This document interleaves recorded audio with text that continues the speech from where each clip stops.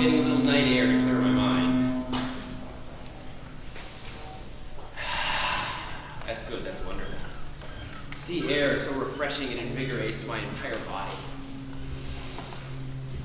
But my mind is blocked. I have no thoughts, no ideas. Most unusual for me. Most times they throng in my brain and cascade out like a fountain. And tonight, nothing. And then still I have the urge to write. Something will come, never fear, it always does. These things afflict all men of my profession from time to time. Writer's block, we call it. No need to panic, it'll pass soon. Wait, hold on, an idea is coming. Yes,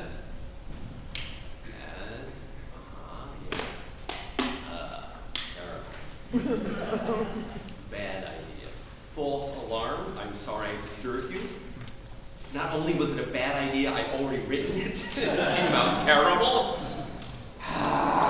This won't last long, it's only temporary.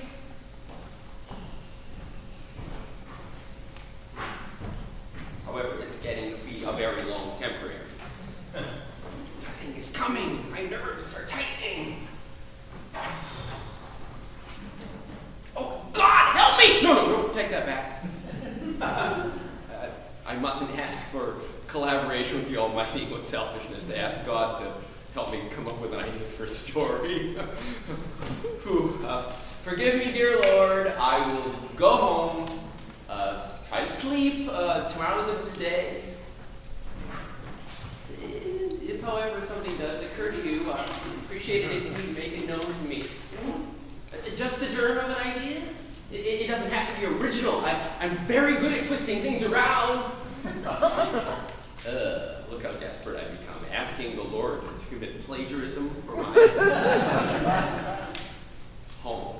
I must get home into bed before this thing becomes serious. You, sir! Now, what would you, sir? Where are you? I can't see you there in the dark. Evening, sir! I was wondering, sir, if you might be in the mood for a little entertainment this evening? Entertainment? I'm sure I don't know what you mean. Oh, sure you do, sir. Entertainment, amusement, a little diversion. You know what I mean? I think I do know what you mean, and I am not interested. You should be ashamed of yourself making such a proposal to a gentleman. Hey, look, you've never witnessed anything like this before. That I promise you. Hey, look, this is a once-in-a-lifetime offer. Not even a little bit curious? Curiosity is the nature of my profession, but I try to keep it morally elevated. Excuse me. Perhaps you're right, sir. On second thought, this might be too much for a gentleman of yours. Sit there. Give it. Wait. Got to put that last one, didn't I? I'm just asking mine, but what is this entertainment you speak of? Well, sir, how would you like to see a drowned man? I beg your pardon. A drowned man. A man with his lungs filled up with salt water and stone dead in the water from drowning. Oh, God. How much would you pay to see that? Pay to see a drowned man? Are you insane? I wouldn't look at a drowned man if they paid me. Why would I want to look at a drowned man? What's the point in looking at a man who's drowned? You're a man. Get out of here. No. 3 rubles. That's all it'll cost you. 3 rubles to see him first before he's in the water, then in the agonizing time of his death, before he jumps in, and then the grand finale, the man already drowned, rest his soul. What are you saying? That he's not drowned yet? That he's still alive and well? Not only alive and well, but dry as a bone, and standing before you. I am that drowned man, sir. Yeah. You're going to drown yourself for 3 rubles? Wait, you expect me to pay for your own suicide? Why do I get away from this lunatic? No. Hey, no. Please, no. Yes, I'm wrong, sir. No. I don't ask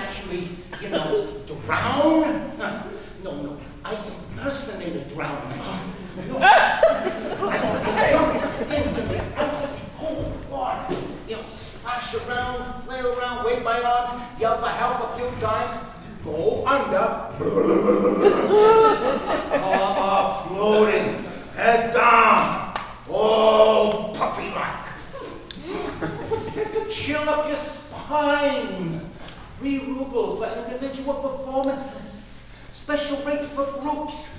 The show starts in 2 minutes. I can't believe I'm discussing the price of admission to a drowning. You miss the whole point, sir.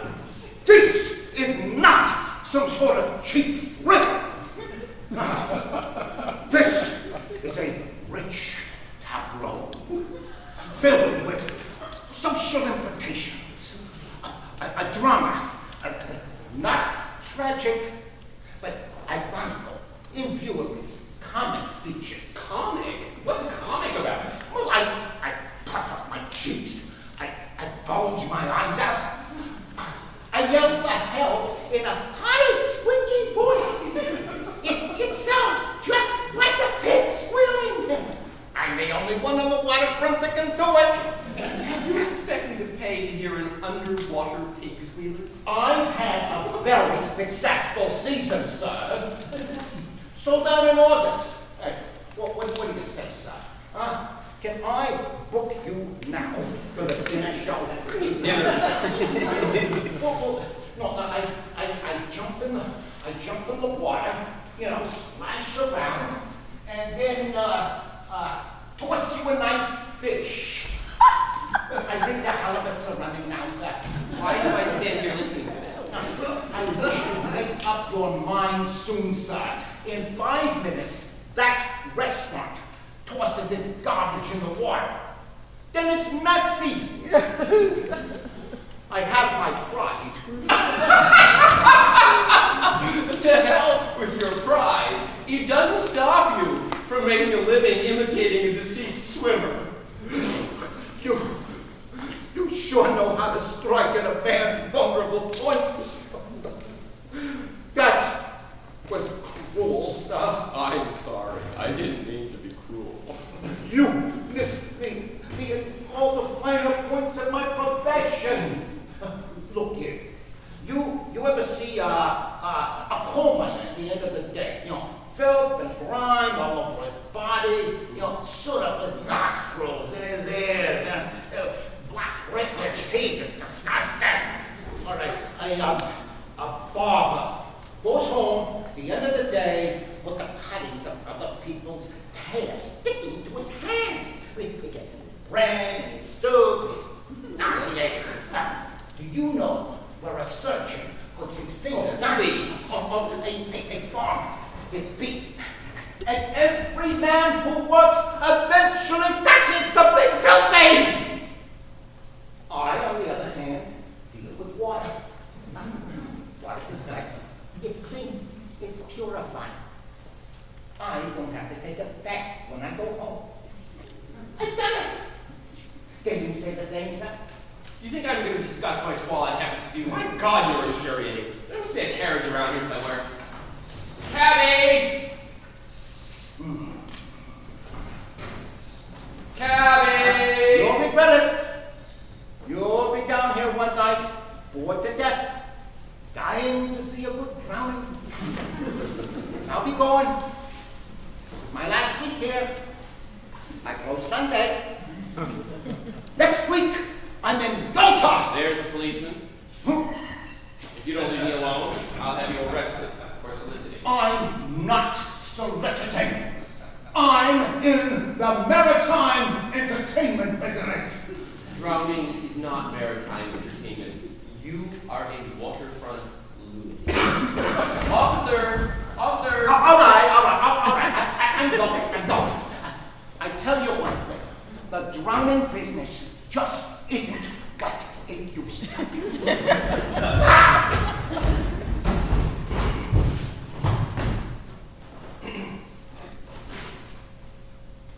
Can I help you, sir? There's a man there, behind the docks there. He's been bothering me all evening. I would be surprised if he was deranged. A lot of bad characters run around these docks at night, sir.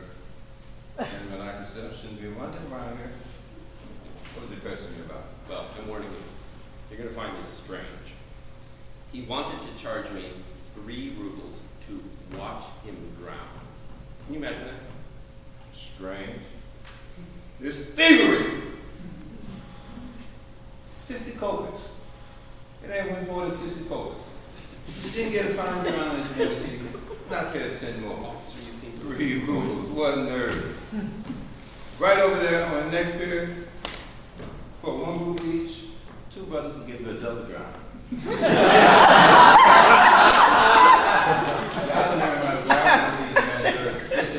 It's not a question of the price. Right over there, 14 men act out an entire shipwreck. On a good day, for 10 rubles, you can get a whole nigga going down. Stick to your plan, sir. You have a good day.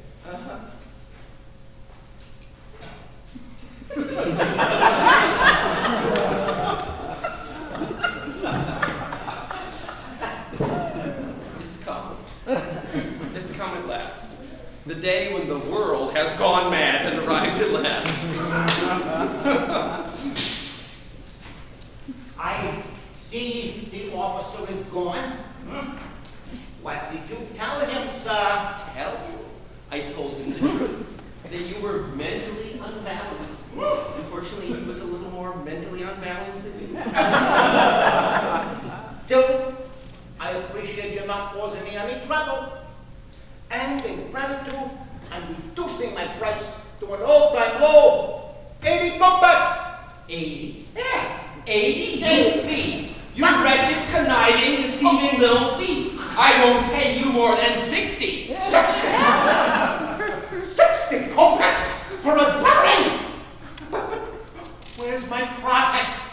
My towels cost me 40 kopecks. Another 40 to the fellow that fishes me out. I've been losing money on it. Oh, what's the point? I might as well stay under. You can't cheat me, sir. 60 kopecks for the drowning. Take it or leave it. Oh, you're a hard man, sir. A hard man. 60 kopecks it is.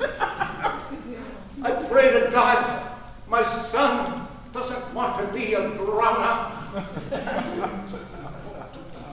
30, 40, 50.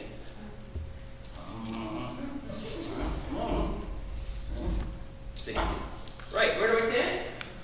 Right on the edge of the dock, sir. Right across. Oh, Lord. That's where you see all the action. It's a bit dark up there. You sure I'll be able to see? Well, that's what makes it so eerie. You know, the eerier, the more entertaining. All the action takes place in the last 10 seconds anyway. Well, here I go. I see that beautiful thing. I almost forgot. When I come up for the 3rd time, yell at the top of your lungs, Pop Nachevsky. Pop Nachevsky! Who's Papa Chesky? I was the fellow that fished me out. I can't swim, sir. I said you were going to drown without knowing how to swim. That's what makes it so exciting. Pop Nachevsky always waits to the very last second before jumping in and pulling me out. He's in that restaurant, sir, having a drink. Pop Nachevsky. Don't forget the name. Well, I hope you enjoy the show. If you do, tell your friends.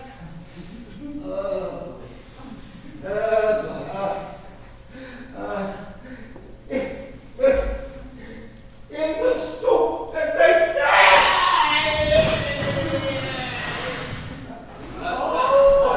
Over here. I can't see you there.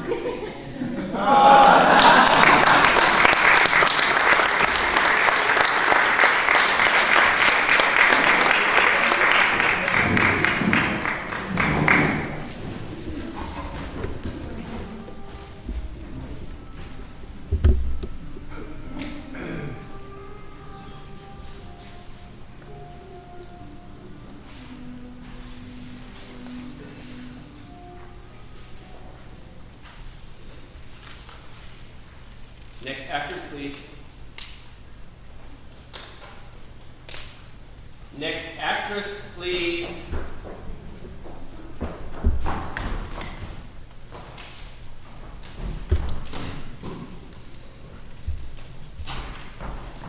Name? What? Your name? Oh, Nina. Nina? Is that it, just Nina? Yes, sir.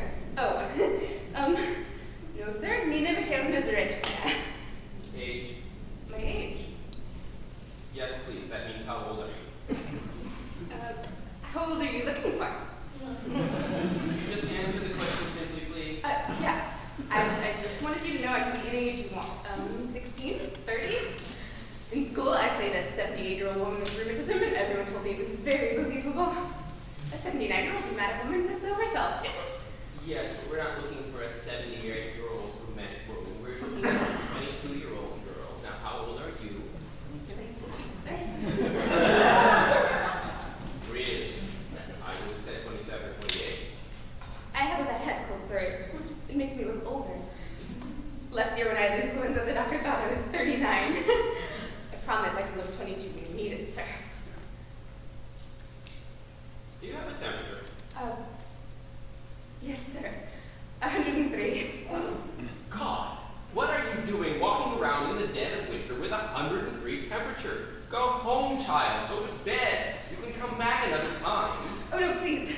Sir, I waited 6 months to get this audition. I waited 3 months just to get on the waiting list. If they put me at the end of that list again, I'll have to wait another 6 months, and by then I'll be 23, and it'll be too late to be 22. Please, just let me read, sir. I'm really feeling much better. I think I'm down to 101.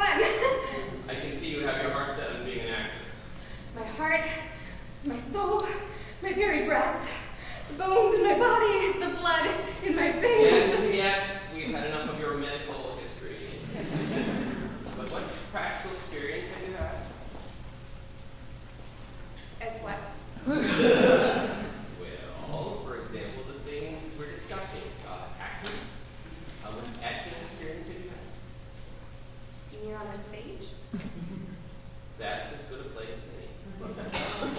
Well, I studied acting for 3 years under Madame Zhubianska. Here in Moscow? No, in my high school in Odessa, but she was a very great actress herself. In Moscow. No, in Odessa. You are then, strictly speaking, an amateur. Well, yes, sir, in Moscow. In Odessa, I'm a professional. That's all very well. But you see, we're looking for a 22-year-old professional actress in Moscow. Odessa, although I grant you a lovely city, theatrically is not Moscow. I would advise you to get more experience and take some aspirins.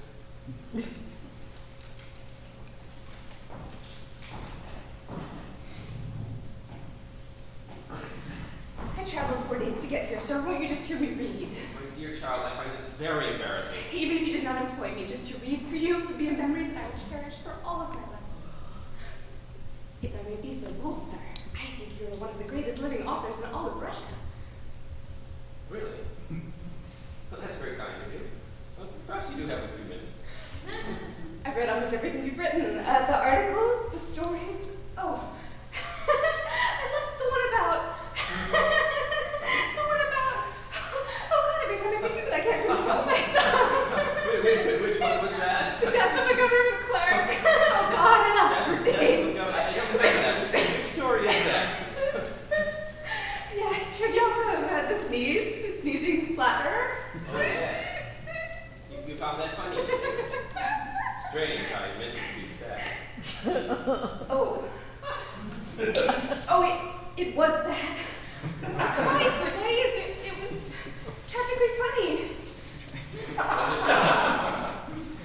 Well, of everything you read, what was your favorite?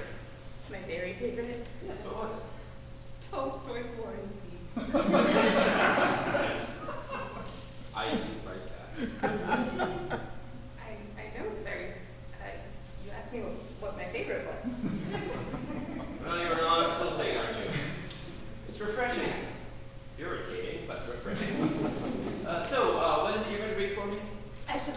you from the Three Sisters. Really? Which sister? Oh, all of them if you have the time.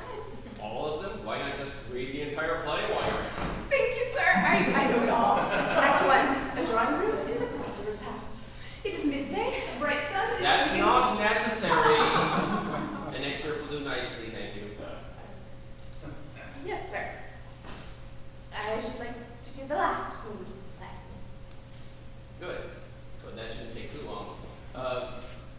Whenever you're ready. Oh, I've been ready for 6 months, not counting the 3 months that I waited to get on the 6-month waiting list. Please begin. Yes, sir.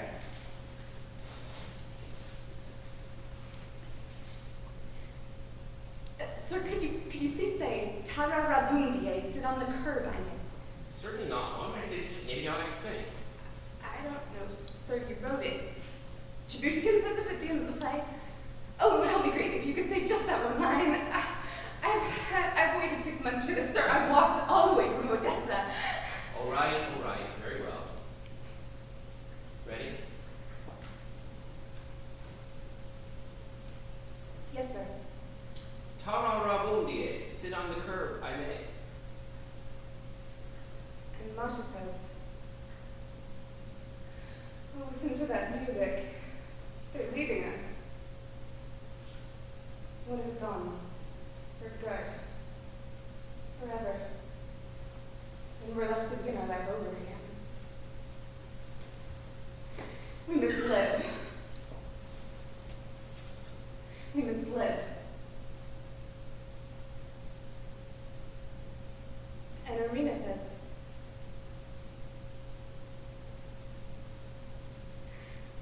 a time will come when everyone will know what all this is for. Why there's all this suffering, and there will be no mysteries. But meanwhile we must live. We must work, only work. Tomorrow, I shall go alone. And I shall teach at the school and give my whole life to those who need it. Now it is cloud. Soon winter will come and cover everything with snow, and I shall go on working. Working.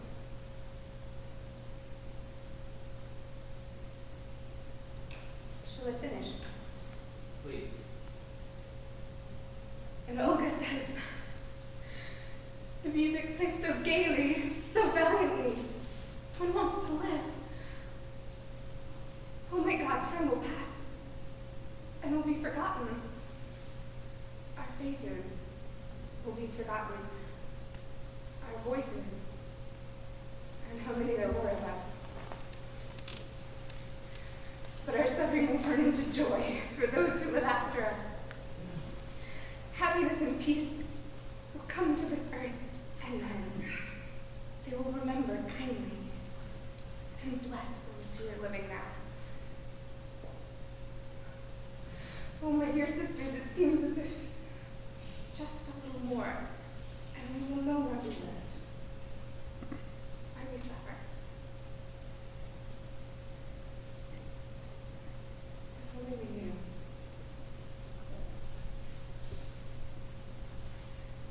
If only we knew.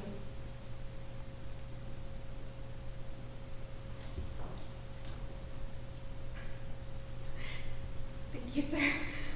That was all that I wanted. You made me very happy. God bless you, sir.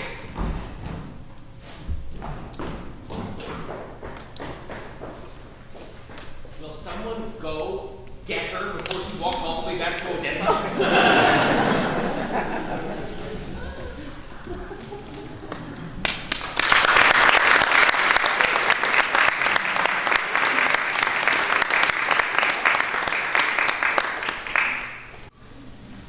In the vicinity of Ushenko Square, there is a small park that is seldom crowded.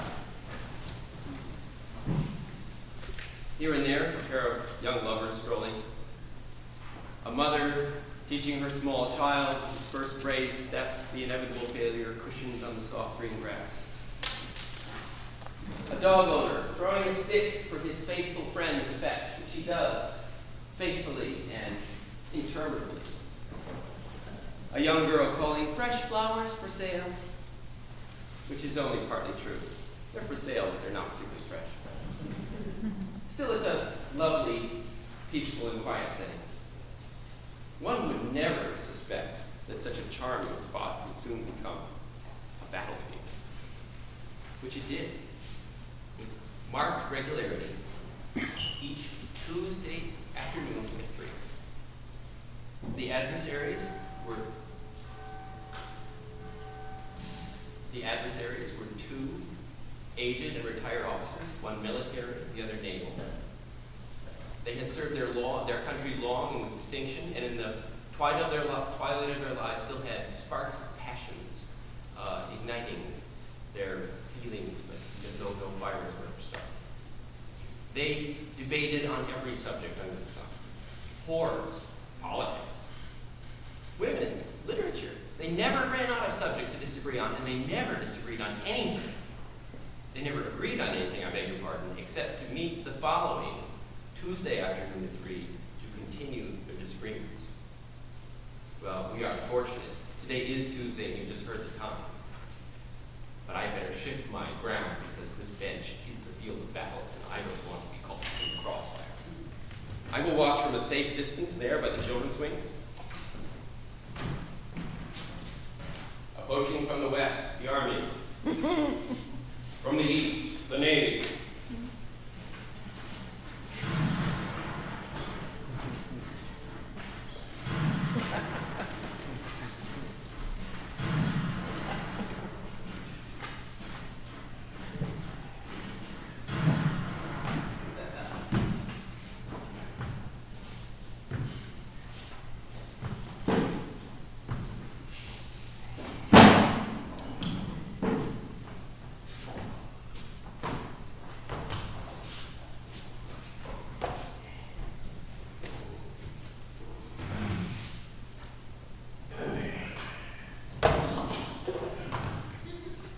If I had a drum, I'd go.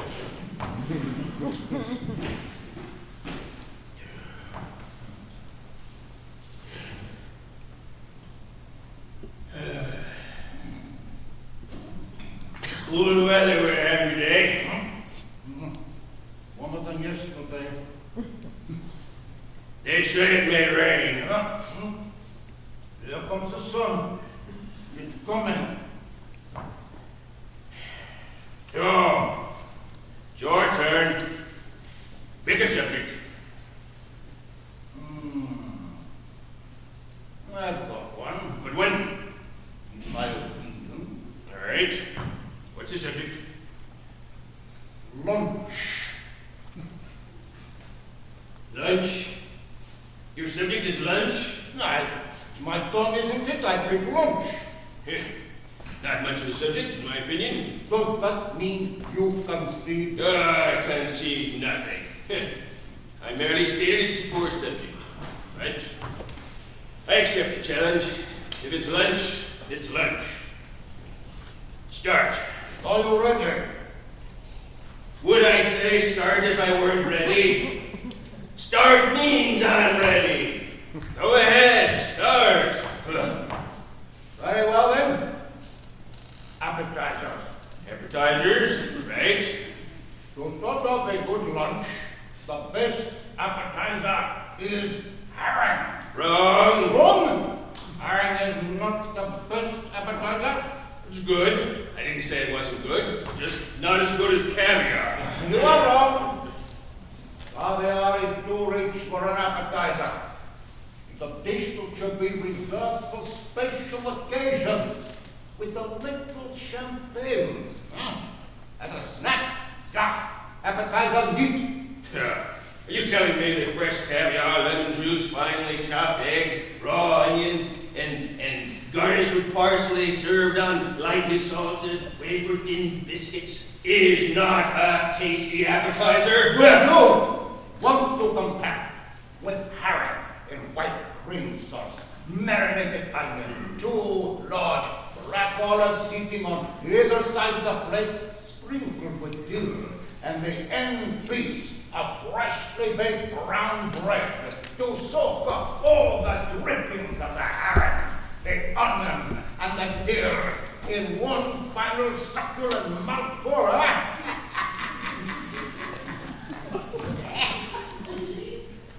You argue well. I concede the appetizer. Спасибо. Let's move on to the soup. I don't think we'll have any argument here. Borscht. Borscht? A soup? You big borscht? Of all the soups in God's creation, you pick an ordinary dish of borscht? Not in a dish, in a bowl. And there's nothing ordinary about piping hot borscht with sweet sugar beets served Ukrainian style, with ham and country sausages, and topped with a thick, white, sour cream. Are you prepared to challenge a soup like that? I would sooner take cabbage soup, steaming from the pot, with thick chunks of boiled potato, globs of tender meat still hanging from the bone. And sooner than cabbage soup, I would take a full-bodied vegetable soup with carrots, fresh asparagus, cauliflower stalks, baskets, and tomatoes, huh? And sooner than vegetable soup, I would take fish soup with fried giblets and young kidney floating on top, so thick you have to push away with the soup. Wait a minute. I'm not talking about your run-of-the-mill, everyday, ordinary, served in a restaurant borscht. I'm talking about peasant borscht. The kind you eat with a pound of hot cornbread in your left hand, and in your right hand, a thick, heavy wooden spoon. What? That's different. You didn't mention the wooden spoon before. I concede the soup. Accepted. How do we stand? You won the appetizer, I won the soup. Up to now, it's a very close lunch. Next course, Next course is fish. fish? Oh, well, we can forget about the fish. I don't care for fish. Whatever fish you choose is fine with me. You don't like fish? No time taking things. It's all right once in a great while. It's not substantial enough. It never satisfies. To me, the most important part of the meal is the roast. Why don't you pick up the fish? Then we can move on to the roast, huh? So you concede the fish. Mention the fish, I'll concede it. Pike. A nice piece of pike. Carp is better. I thought you just conceded the fish. I didn't know you were going to say pike. I don't find pike a tasty dish. A nice piece of pike, fried in brown butter with stewed tomatoes and a thick mushroom sauce. That's not tasty. It's tasty if you smother it in carp, boiled in lemon juice. But you already conceded the fish. All right, I won't make an issue of it. Change it to carp, I'll concede the fish. But carp is your fish, then I'd be conceding. You could have chosen carp ahead of me. The option was yours.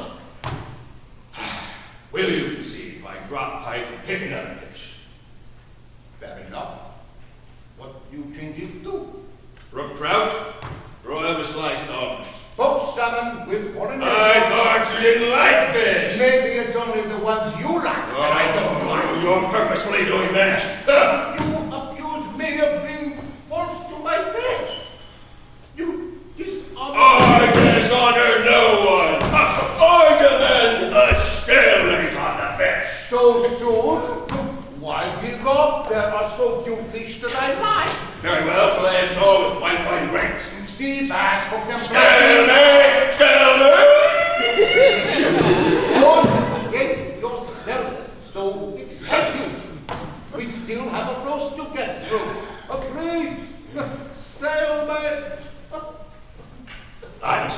be a stalemate. Pike is so delicious. Especially after we've just had borscht. What is past is past. The table has been cleared. We're on the roast now. It's your turn. I pass. You pass on the roast? I pass my turn. I want you to go first. I don't trust you anymore. Makes no difference to me. For the roast, I can think there is nothing better than boiled beef served with white, hot horseradish, giblets, onions, beans, white bread, and cold spring wine. I can smell it now. I can barely contain my mouth from dripping with saliva. It is, I believe, your turn, unless you consent to boiled beef. I do not concede to boiled beef. Then mention if you can a better roast. Oh, a nice piece of pike. Is that a fish? Oh! We are through with the fish roast. Oh, not in the case of a stalemate. In a stalemate, you can always go back and try again.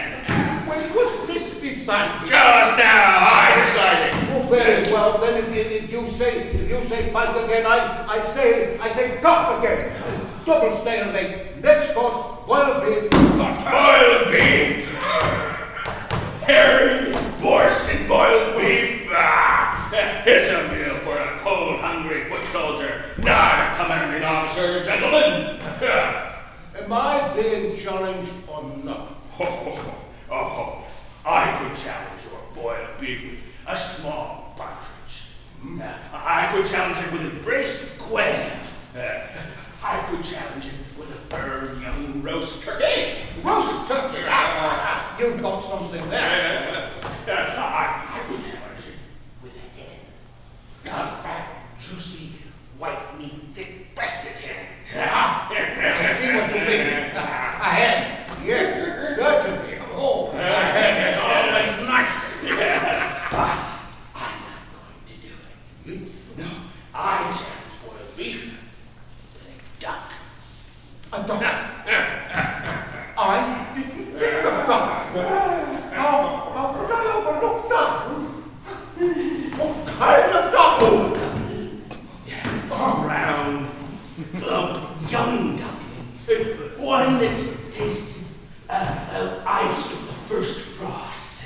And then it's roasted, pan roasted, to a crisp golden brown. Its skin so crisp that it crackles into the mouth.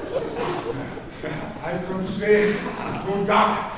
Roasted with the potatoes, cut small into the dripping pan. I can see, I said. And then the potatoes are turned and they're soaked in a duck fat.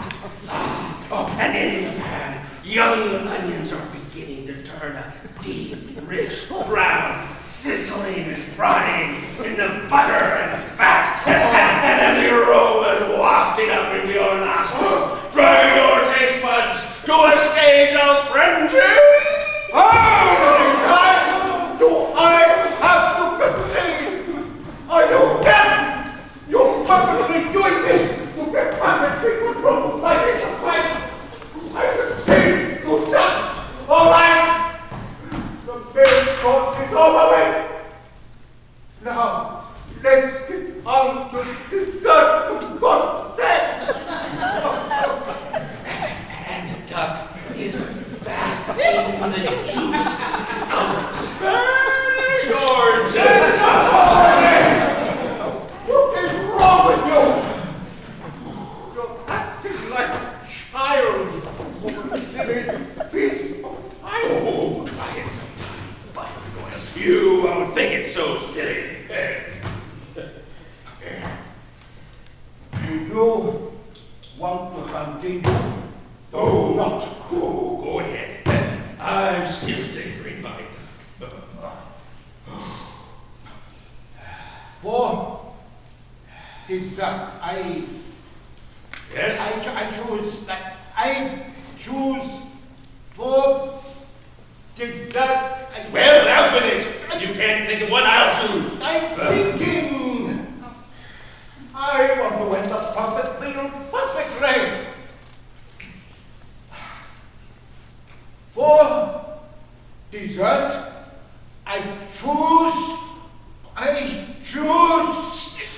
Cold Peter's sweet cream and brandy. That's fine. I choose Cold Peter's with cream and brandy. You can't take my word. I can take it if it takes you an hour to think of it. In order for a meal to be perfect, it is not only what is served, it is when it is served. If I waited for you to think of it, I'd be hungry again. I refuse to argue with you anymore. So, you concede the lunch? Are you through choosing? Certainly I'm through.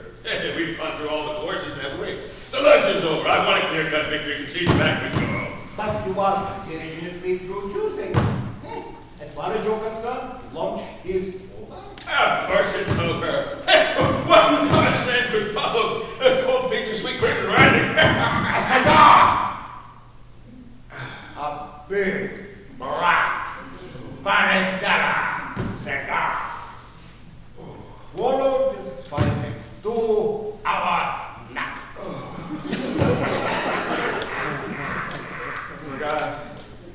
I forgot a cigar and a nap.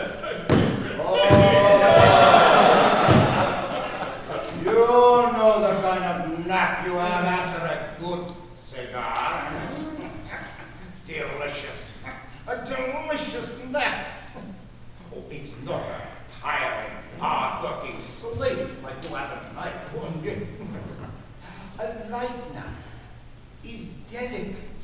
You sleep softly with the warm, sweet dreams. Like the time you had when you were 30. That's how you went the perfect lunch. How could I forget? Cigar and nap. Oh, and I'm not even through yet. When you wake up, a meat, a white, tangy, pepper meat. Here's the entire stomach taste in the mouth. All right. That's enough already. You've won. Don't have to rub my nose in it. And with the meat, the afternoon newspaper, a blanket on your lap, a cozy fire, a dog at your feet to rub your toes on. And as you sit there, with your body warm to the perfect temperature, you read only good news in the paper. France is having political trouble. Oh. They are starving in Ireland. Ah. England is in a financial crisis. But here, everything is good. And just when you're about to fall off into the perfect sleep, a letter comes in the mail telling you that the Tsar has awarded you another medal. Then you drop off with a smile on your face. The perfect lunch is over! And there is nothing left to do until that evening when the perfect dinner is served. Do you want to challenge me for the perfect dinner? I'll let you go first. Hors d'oeuvres? My turn to pick this subject. Not yours.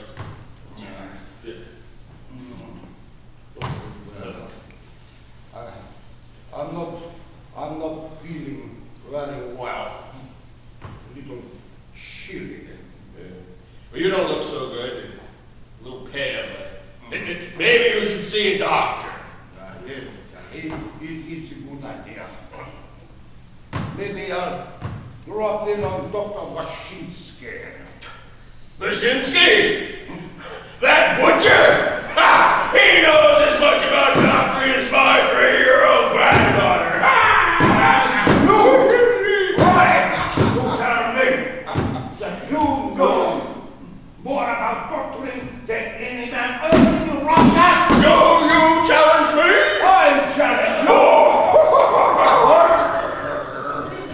Now, today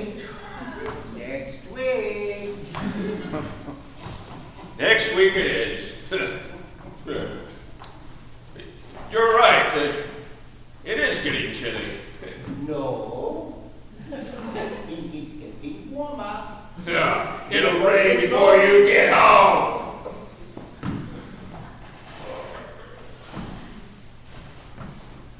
Next Tuesday then?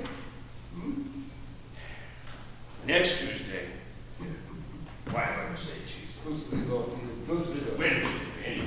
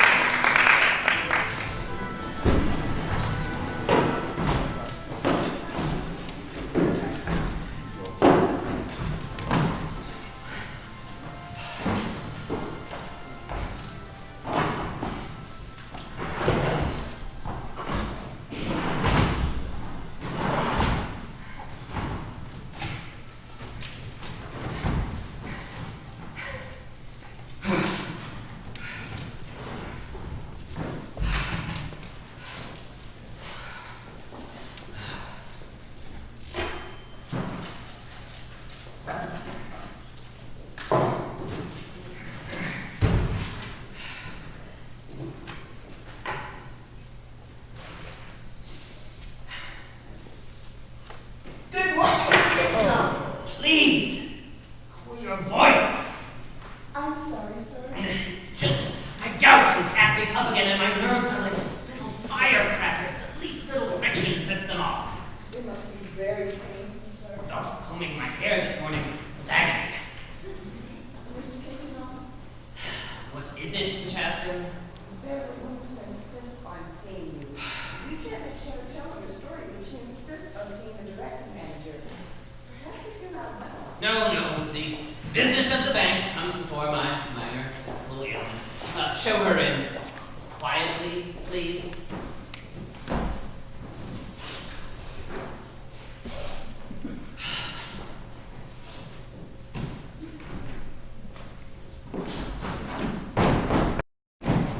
Good morning, madam. Forgive me for not standing, but I am somewhat incapacitated. Please sit down.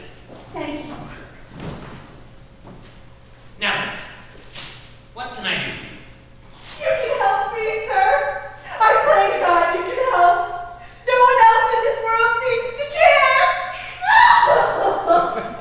Calm yourself, madam. I beg of you, please. Please calm yourself. I'm sorry. I am sure we can sort it all out if we approach the problem sensibly and quietly. So, what seems to be the trouble? Well, sir, it's my husband, Collegiate Assessor Shukin. He's been sick for 5 months. 5 agonizing months. I know the horrors of illness and can sympathize. What is the nature of his illness? It's a nervous disorder. Everything grates on his nerves. If you so much as touch him, he'll scream out, "Ah!" Tell her why he got it, nobody knows. I have an inkling. Please go on a little less descriptively if possible. Well, while the poor man was lying in bed, You're not going to scream again, are you? not that I don't have cause. While the poor man was lying in bed these past 5 months recuperating, he was dismissed from his job. For no reason at all. Well, that's a pity, certainly, but I don't quite see the connection with our bank matter. You don't know how I suffered during his illness. I nursed him from morning till night, doctored him from night till morning, besides feeding our dog, our cat, our goat, my sister's bird who was sick. The bird was sick? My sister! She gets dizzy spells. She's been dizzy a month now, and she's getting dizzier every day. Extraordinary. However, And then I... I had to take care of my sister's children and clean her house and feed her cat and her goat. And then her bird bit one of my children, so my cat bit her bird. And then my oldest daughter, the one with the broken arm, drowned my sister's cat. And so now my sister wants my goat in exchange, or else she says she'll either drown my cat or break my oldest daughter's other arm. Well, you have certainly had your pack of troubles. However, I don't... I went to go pick up my husband's pay, and they deducted 24 rubles and 36 kopecks. For what? I asked. Because they said he borrowed it from the employees' fund. But that's impossible. He could never borrow without my approval and break his arm. I mean, not while he was sick, of course. I don't have the strength. You see, I'm not well myself, sir. I have this racking cough that's a terrible thing to hear.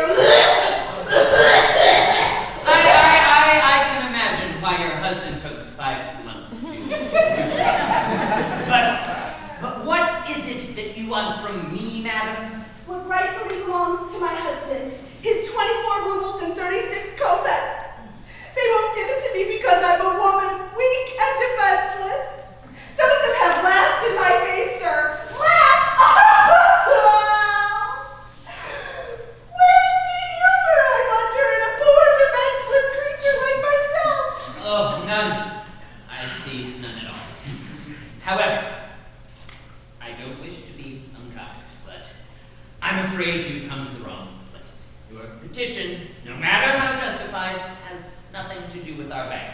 You'll have to go to the agency where your husband was employed. What do you mean? I've been to 5 agencies already and none of them will even listen to my petition. I think I'm losing my mind.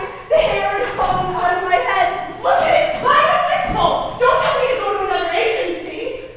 Please, madam, keep your hair in its proper place. Now then, listen to me carefully.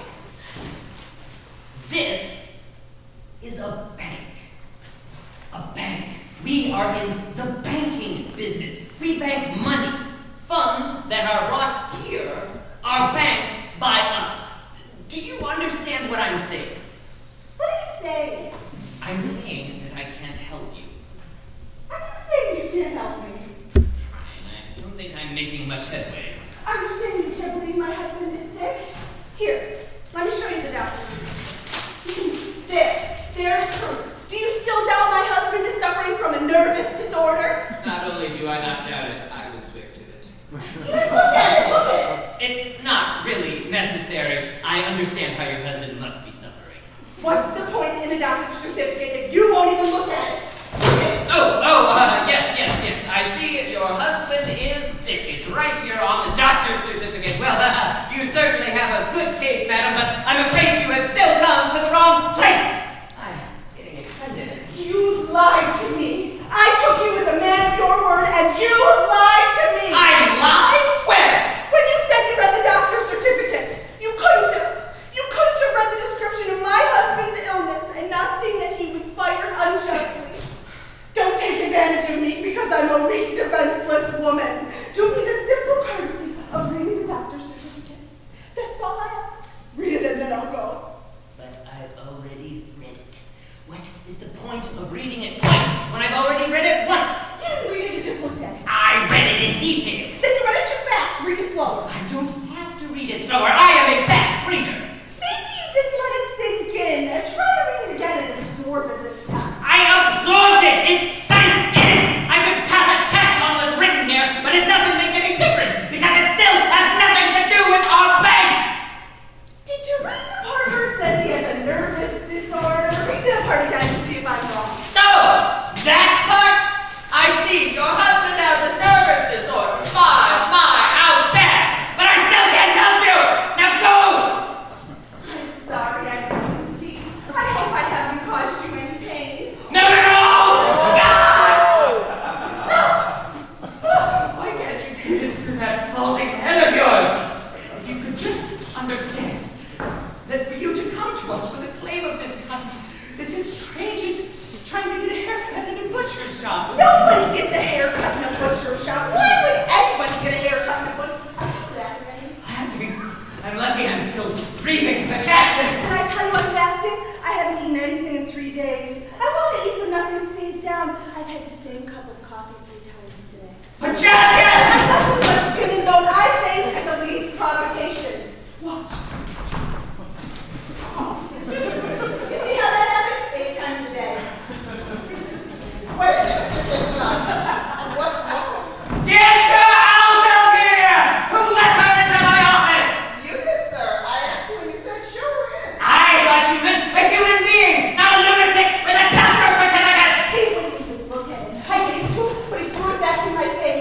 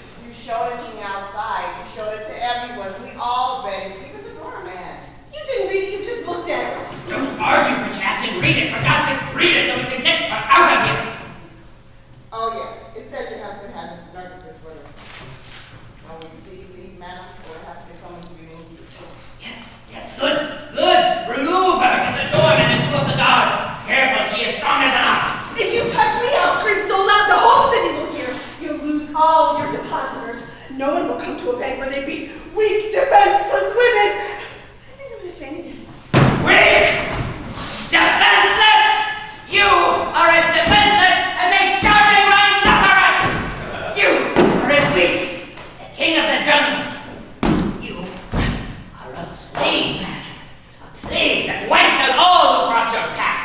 You are a raging river that washes out bridges and stately homes. You're a wind that blows villages over mountains. It's women like you who drive men like me to the condition of husbands like yours. And you say you aren't going to help me. Take her, Captain! Strike her! I give you permission to knock her down, beat some sense into her! You hear? You hear how I'm abused? You have to be an orphan's mother. Did you hear this cough? Listen to this cough. We can discuss this in my Get your hands off me! Help! Help! They're beating me! Merciful God, they're beating me! I am not beating you. I am just holding your arm. Beat her, you fool! Kick her while you've got the chance! We'll never get it out of her! Now, A curse. A curse on the bank. A curse on you and all your depositors. May the money in your bank turn to potatoes. May the gold in your cellar turn to root onions. May your rubles turn to radishes and your kovacs to pickles. I beg of you, please. Stop. Give her the money, Captain. Give her what she wants. Give her anything. Just get out. 24 rubles and 36 kovacs. Not a penny more. That's all that's due me, and that's all I want. Come with me. I'll get you your money. Oh, and I'll need another ruble to get me home. I walk, but I have very weak ankles. Give her enough for a taxi. Give her anything. Just get her out. You're a kind man. God bless you, sir. I remove the curse. Curse be gone. I need some money, potatoes. Remove her! Oh, God, my hands. Oh, and there's one more thing, sir. I'm going to need a letter of recommendation so that my husband can get another job.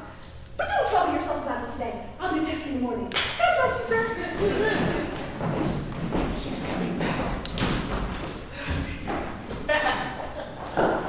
He's coming back.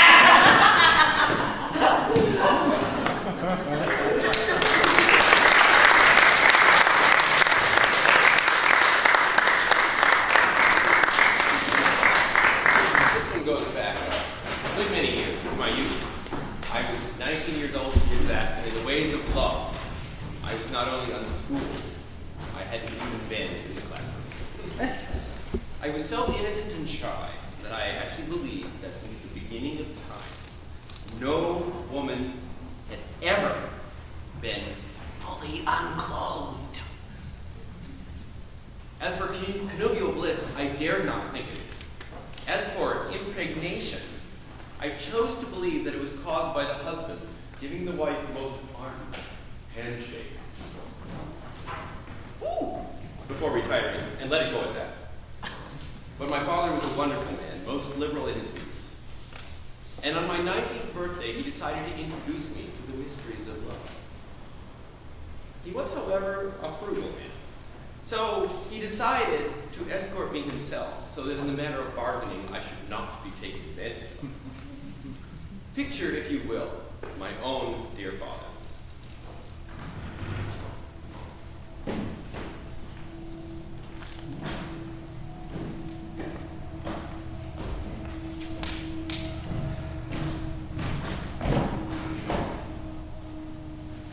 Natasha? Natasha, where are you? Don't stand there in the dark, shaking like a little puppy dog. Come here. We have some adolescents to get over with. I'm not well, Father. I'm sick. Sick? Sick? What's wrong with you? I haven't thought of it yet. Give me a few minutes. Fear. That's all it is. Pubescent fear. I was the same way when I was your age. I never thought of you as my age. I always thought of you as older. Well, how old do you think I was when I was with my first woman? You were with a woman, Father? Certainly I was with a woman. All men who become fathers are with a woman at some point in their life. The same woman? Certainly not the same woman. My God, don't you ever discuss these matters with your young friends? Oh, yes. All the time. But we get too excited to listen. It's a man's obligation to enter a marriage experienced in the ways of love. Otherwise, valuable years are wasted in endless groping. I don't mind wasting a few years groping, Father. It's all in the process of becoming a man. First you learn to walk, then you learn to talk, and now it's time to learn this. Are you sure, Father? I'm not really walking and talking all that well yet. Now we can't afford to delay any longer. I don't want you becoming an old man waiting to become a young man. Now, are you going to walk in there and have your first experience with a woman? Or do I have to punish you? Father, I don't think we're going to find any women of high moral character around here. We're not looking for women of high moral character. There are too damn many women of high moral character in the world as it is. That's why so many men of high moral character have to come down to places like this.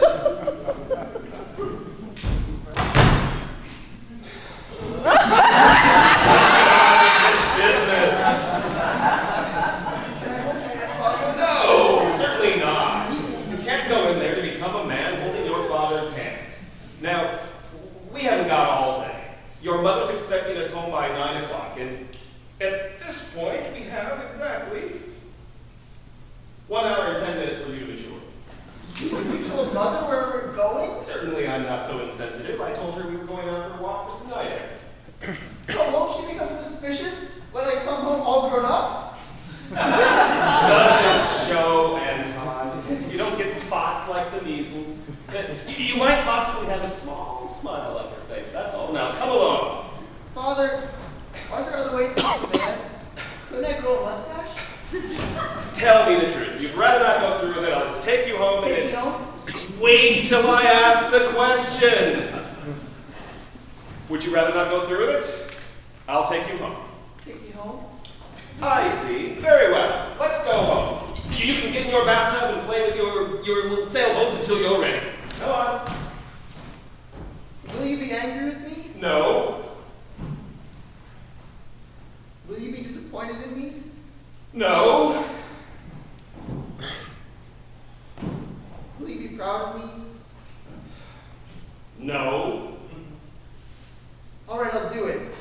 Good boy, Natasha.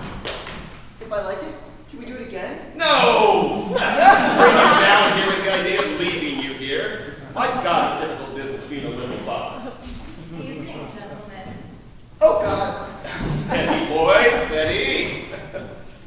Is she one of the teachers? I think she's the principal. We're in luck, son. She's a charming girl. Now I'll go over and attend to your tuition.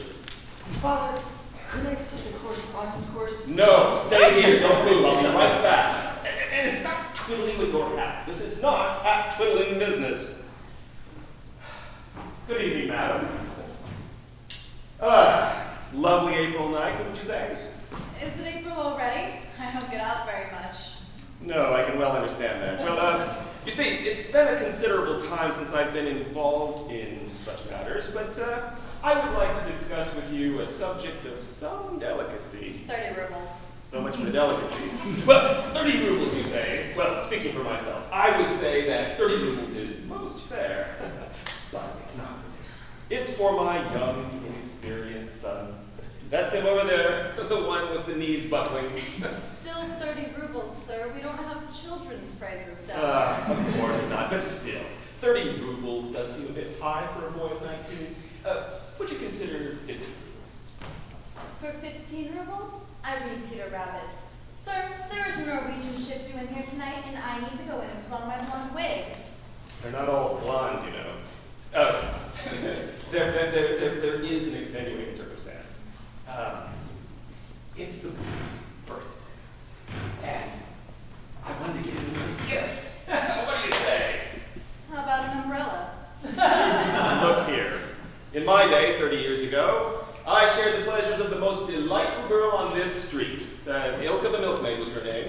And I paid her a mere 10 rubles. Well, she's still here. If you want her, she's down to 6 rubles now. Certainly not. Good heavens. Father. Yes? Am I ready yet? In a minute. I'm still shopping. He really is a lovely boy. Fragile and sweet. Tells the most delightful stories. I think you'll find him most entertaining. Haven't you got that the wrong way around, sir?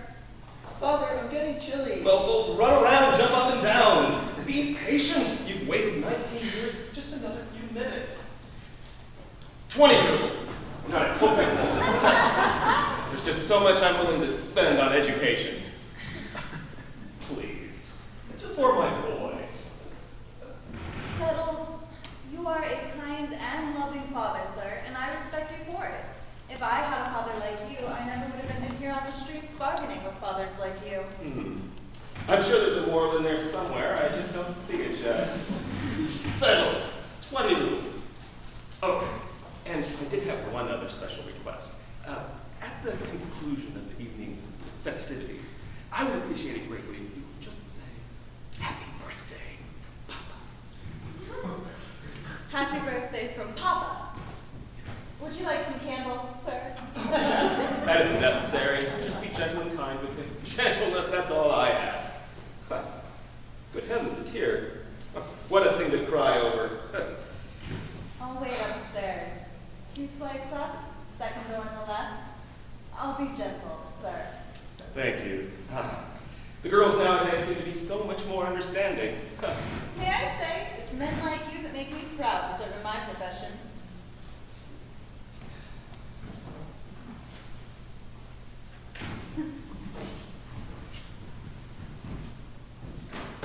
What a wonderful nurse she would have made. Well, son, school's in. 20 rubles. You have to know how to bargain with these people. Well, off you go. 2 flights up, second door on the left. I'll wait out here. Don't rush. Father, do I say anything to her? Like what? Like hello? Hello would be good. Goodbye would be nice too. Go along, she's waiting. Do you have any special instructions for me? That's what I'm paying her good money for. The questions you ask. Go on before I owe her overtime. Yes, Father. I'm going. I'm going. What is it now? It's funny, but when I come down those stairs and out into the street, I won't be your little Antasha anymore. I'll be Anton the man. Well, thank you, Father. Goodbye. Wait, Natasha. Yes, Father? I was just thinking, wouldn't you rather have a nice umbrella? There'll be plenty of time next year for you to become a man. Plenty of time next year. If you wish, Papa. Yes, Papa.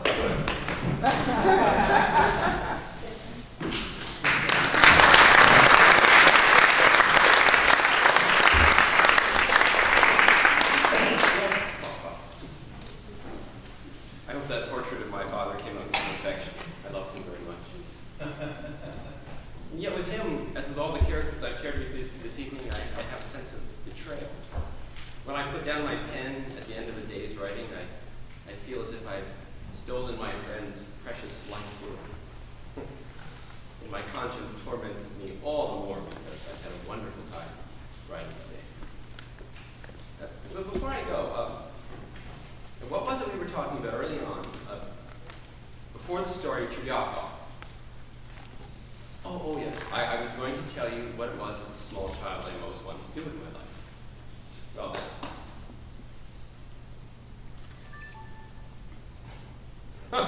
funny. For the life of me, I can't remember. But as I stand here with a feeling of great peace and contentment, I suspect, in some measure, I must be doing it. Thank you for this visit.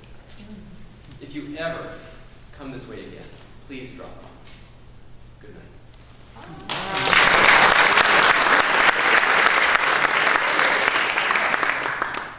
There is an alternative. If you ever come this way again, I hope you inherit 5 billion.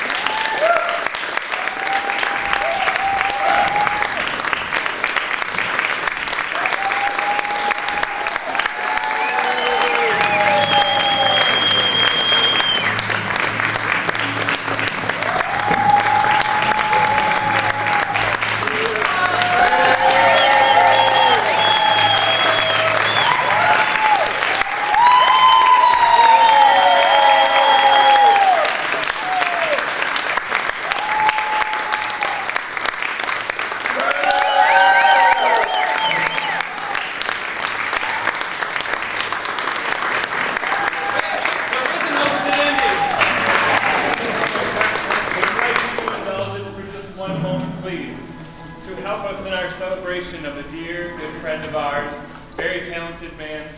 It's his birthday today, and would you please sing with us the traditional country song?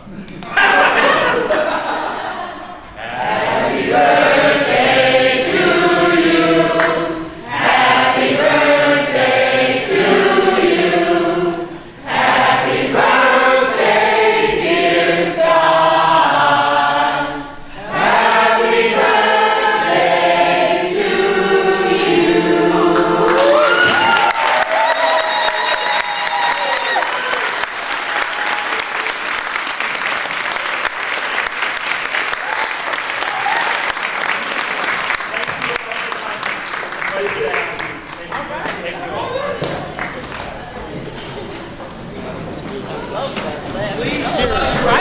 We'd love to know what you thought, what you'd like us to, what you'd like to see us do.